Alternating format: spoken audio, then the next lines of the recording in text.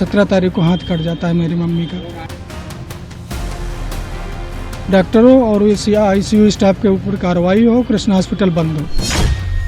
देश की सीमाओं पर दिन रात तैनात रहने वाले जवान, दुश्मनों से लड़ने वाले जवान, अगर वही जवान अपने परिवार को इंसाफ दिलाने के लिए सिस्टम के सामने खड़े हो जाए तो सोचिए मामला कितना गंभीर होगा। कानपुर से सामने आई ये तस्वीरें पूरे सिस्टम पर सवाल खड़ा कर रही है। यहाँ भारी संख्या में ITBP के जवान पुलिस कमिश्नर ऑफिस पहुंचे, लेकिन ये कोई प्रदर्शन नहीं था। ये एक बेटी की अपनी मां के लिए इंसाफ की लड़ाई थी। नमस्कार, आप देख रहे हैं जी मीडिया का डिजिटल प्लेटफॉर्म। मैं हूं आपके साथ साक्षी सिंह। दरअसल पूरा मामला ITBP की 32वीं बटालियन में तैनात कांस्टेबल विकास सिंह से जुड़ा हुआ है। आरोप है कि इलाज में लापरवाही की वजह से उनकी मां निर्मला देवी का हाथ काटना पड़ा। बताया जा रहा है कि 13 मई को सांस लेने में परेशानी होने पर उन्हें कानपुर के टाटमिल इलाके के एक अस्पताल में भर्ती कराया गया था। परिवार का आरोप है कि इलाज के दौरान गंभीर लापरवाही हुई, जिसकी वजह से उनके हाथ में इन्फेक्शन फैल गया। जब हालत बिगड़ी तो उन्हें दूसरे हॉस्पिटल ले जाया गया, लेकिन तब तक काफी देर हो चुकी थी। डॉक्टरों ने इन्फेक्शन बढ़ने की वजह से 17 मई को उनका हाथ काट दिया। अगले दिन ही दाहिने हाथ में इन्फेक्शन आ जाता है और सूजन आ जाती है। ले गया था सांस के लिए, हाथ में क्या हुआ, फिर अगले दिन ही मैं पारस लेके चला जाता हूँ हाथ की वजह से। अब सांस में तो आराम मिल जाता, पर हाथ में उन्होंने पता नहीं क्या इंजेक्शन लगाया, क्या किया। पारस में वहाँ इलाज काफ़ी हुआ, नहीं बचा पाए हाथ।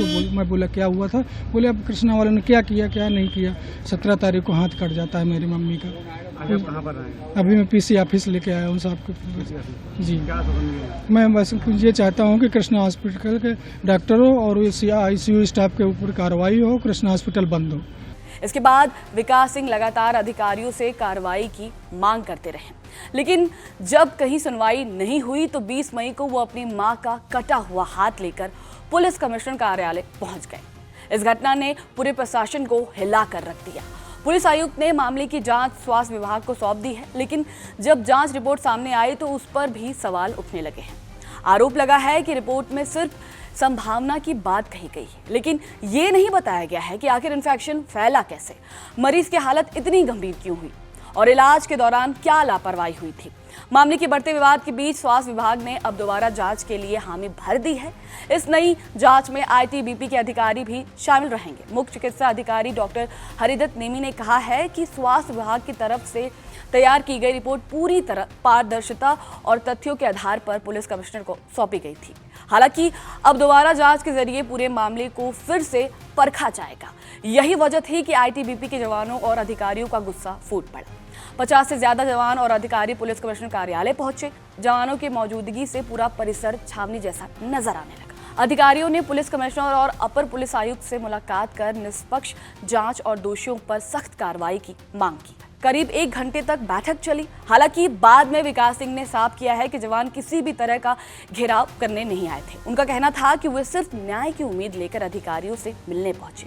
उन्होंने कहा कि पुलिस कमिश्नर की तरफ से उन्हें पूरा सहयोग मिल रहा है और उन्हें भरोसा है कि निष्पक्ष जांच होगी। लेकिन इस पूरे मामले ने कई बड़े सवाल खड़े कर दिए हैं। जो जवान देश की सुरक्षा में अपनी जिंदगी दांव पर लगा देते हैं, क्या उनका परिवार हमारे सिस्टम में सुरक्षित है? क्या एक जवान को अपनी मां के लिए इंसाफ पाने के लिए इस तरह की लड़ाई लड़नी पड़ेगी? अब जब मामला मीडिया में आ चुका है तो ITBP के जवानों की मौजूदगी ने प्रशासन को हरकत में ले लिया है। तब अधिकारी कार्रवाई का भरोसा दे रहे हैं, लेकिन देश अब ये जानना चाहता है कि आखिर इलाज में लापरवाही का जिम्मेदार कौन है और क्या पीड़ित परिवार को सच में इंसाफ मिलेगा।